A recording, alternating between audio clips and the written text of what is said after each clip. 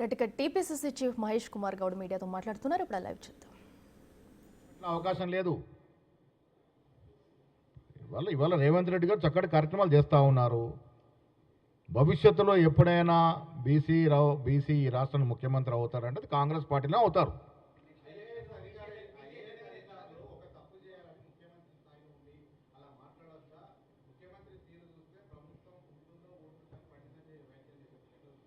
బండి సంజయ్ గారు కేంద్ర మంత్రివర్గంలో ఉండి ఇది సెక్యులర్ స్టేట్లో ఆయన క్యాబినెట్, సెక్యులర్ స్టేట్ భారతదేశం, సెక్యులర్ స్టేట్లో ఆయన ఒక మంత్రిగా ఉండి ముస్లిం గురించి ఇష్టం వచ్చినట్టు మాట్లాడుతూ ఉన్నారు.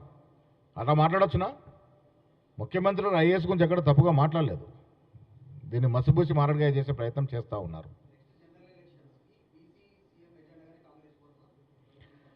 బీసీలని రాజ్యాధికారం ఇవ్వాలని రాహుల్ గాంధీ గారు తీసుకున్నట్టు నిర్ణయము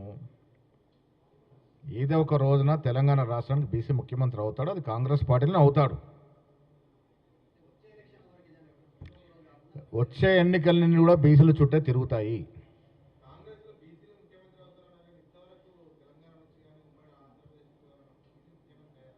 గతంలో కాలేదు కాబట్టి ఇవాళ రాహుల్ గాంధీ ఆ స్లోగన్ తీసుకున్నారు కాబట్టి భవిష్యత్తులో అవకాశం వచ్చినప్పుడు బీసీ ముఖ్యమంత్రి రాష్ట్రంలో అవుతాడు. ఇవాళ ఈ 5 ఏళ్ళు రేవంత్ రెడ్డి గారు ముఖ్యమంత్రిగా కొనసాగుతారు. వచ్చే రోజుల్లో ఈ అవకాశం కాంగ్రెస్ పార్టీలో ఉంటుంది.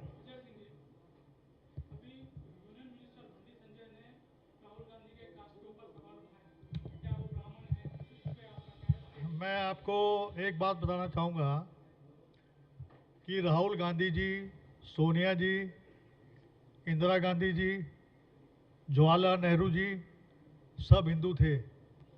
और दूसरी बात मैं आपको बताना चाहूँगा कि महात्मा गांधी जी ने अपना सरनेम एज ए हिंदू वो जो है दिया था और वो एक तरीके से महात्मा गांधी जी के दम तक उस फैमिली से बिलोंग करते हैं। ये मैं आपको बता देता हूँ। हिंदू थे, हिंदू हैं और हिंदू रहेंगे। इसलिए मैंने आपसे कहा था कि 2 बेटी हैं, मुस्लिम में दे देंगे,